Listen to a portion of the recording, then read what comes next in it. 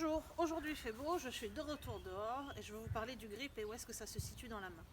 On est tous physiologiquement, comme je dis des fois, montés différemment. C'est-à-dire que si vous vous tenez tous devant une glace, il y en a certains d'entre vous qui vont naturellement être comme ceci, d'autres comme ça, ou d'autres avec les mains droites, ou même voir ceux comme ceci. Ça, on ne peut pas le changer. C'est qui on est physiquement, d'accord? C'est comme ça que votre puzzle il est monté. Donc ça va automatiquement impacter le grip. Quelqu'un qui a tendance à être positionné naturellement comme ça, il va avoir beaucoup plus de facilité à tenir le club comme ceci que comme cela. Inversement, quelqu'un qui est plus physiquement comme ceci, il va instinctivement avoir plus de facilité à mettre ses mains comme ça que comme ceci autour du club. Donc quand vous prenez votre club, ça a un impact sur votre grip. C'est pour ça que votre grip ne ressemble pas au grip de l'autre. D'accord ? Donc ça c'est la première chose. Deuxième chose, on n'a pas tous des mains qui ont la même forme. Il y a des gens avec des grandes paumes de main et des petits doigts, et d'autres avec des grands doigts et des petites paumes, vice versa. Du coup, la taille du grip a un impact.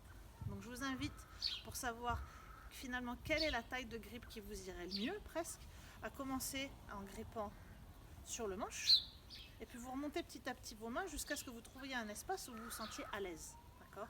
Si en remontant vous ne vous sentez toujours pas à l'aise, vous pouvez essayer, juste pour tester, puisqu'après tout actuellement on n'a pas trop le temps, prendre du scotch, mettre 2-3 tours de scotch et puis réessayer, voir si avec ça, ça vous irait mieux. Comme ça, déjà, vous avez une idée de la taille du grip qui vous convient. Maintenant, troisièmement, on va parler de l'emplacement du grip dans la main. Le grip doit se positionner dans les doigts.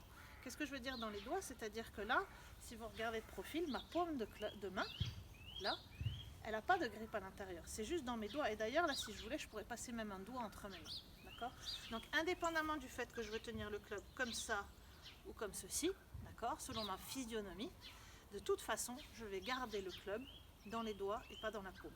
Pourquoi? Parce que c'est ça qui va me permettre d'avoir accès au fouet et aussi à un bras de levier bien plus important quand je vais taper la balle.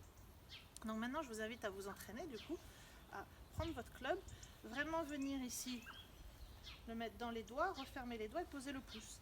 Et vous voyez, là moi j'ai de l'espace et en fait c'est ma paume qui est par-dessus le grip au lieu d'avoir le grip qui est à l'intérieur de la main. Voilà. Testez ça, regardez où est votre grip par rapport à avant et après et voyez s'il y a une différence. Et vraiment soyez attentifs à ça.